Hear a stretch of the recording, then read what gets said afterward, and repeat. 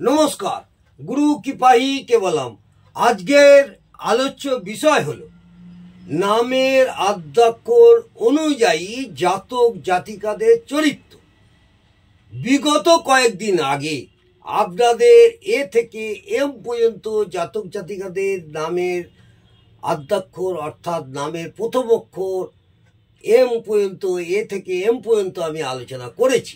আজকের আলোচ্য বিষয় হলো যেসব জাতক জাতিকাদের নামের আদ্যাক্ষর এন তাদের চরিত্র নিয়ে আমি বলবো। তাহলে আজকে আলোচ্য বিষয় নামের আদ্যাক্ষর অনুযায়ী জাতক জাতিকাদের চরিত্র। যাদের নামের প্রথম অক্ষর, যেসব জাতক জাতিকাদের নামের প্রথম অক্ষর এন, তারা কি ধরনের হয়? তারা উত্থান পতন হতেই থাকে। এইসব জাতক জাতিকাদের উত্থান পতন লেগেই থাকে। কোনো সময় ভালো, কোনো সময় খারাপ, এইভাবে উত্থান পতনের মধ্যে তাদের দিন অতিবাহিত করতে হয়। তাদের জীবনটাই উত্থান পতনে, কিন্তু খ্যাতি অর্জন করে। উত্থান পতনের মধ্যে দিয়েও এই সব জাতক জাতিকারা খ্যাতি অর্জন করে।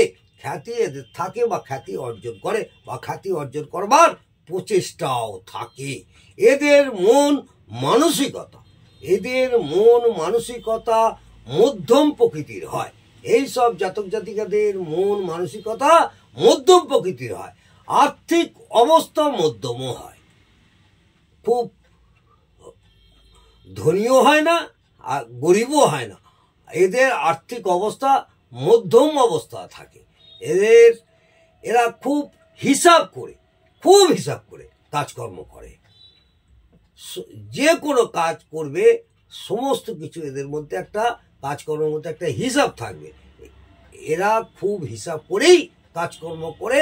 যাদের নামের আদ্যাক্ষর এন, এইসব জাতক জাতিকারা এরা অহংকারী হয়। এদের মধ্যে একটা অহংকার, অহমিকা, একটা নিজের মধ্যে একটা যেন একটা অহংকার বোধ সবসময় থাকে, যে আমি খেটে এটা করেছি, এই করেছি, ওই করেছি, এই জাহির করে। এই সব জাতক জাতিকাদের মধ্যে একটা জাহির ভাব থাকে। এরা হঠাৎ উগ্র, হঠাৎ শান্ত, হুট করে রেগে যায়, আবার হঠাৎ শান্ত হয়ে যায়। তাহলে বোঝা গেল যেসব জাতক জাতিকাদের নামের আদ্যাক্ষর এন, তাদের চরিত্র কি ধরনের হয়। আজকে এই পর্যন্ত। এরপরে আপনাদের যাদের নামের আদ্যাক্ষরের প্রথম অক্ষর আর কি ও, তারা কি প্রকৃতির হয় সেই নিয়ে বিস্তারিত আলোচনা করব। যদি ভালো লাগে অবশ্যই কমেন্টে জানাবেন কেমন লাগছে, তাহলে আমার আরেকটা আমি উৎসাহিত হব এবং আমারও ভালো লাগবে। যদি ভালো লাগে অবশ্যই কমেন্টে জানাবেন।